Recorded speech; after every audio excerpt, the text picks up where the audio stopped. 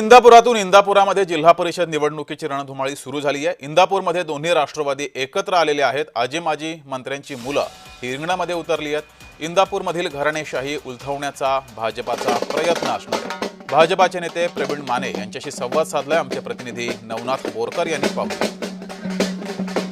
भैयासाहेब नमस्ते।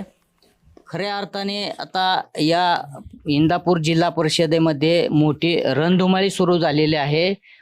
मोठं आव्हान तुमच्या समोर आलेलं आहे, कारण आजी माजी मंत्री भाजपच्या विरोधात असणार आहेत।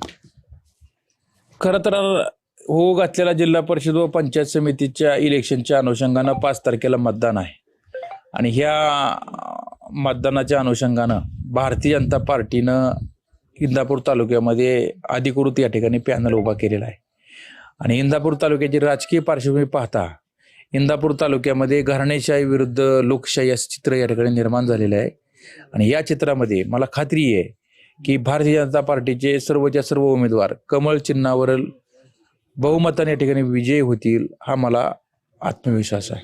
खरं तर या इंदापूरमध्ये आजी माजी मंत्र्यांचीच मुलं या निवडणुकीमध्ये उभा राहिलेले आहेत, त्यांना उमेदवारी देण्यात आली। कसं पाहता याकडे?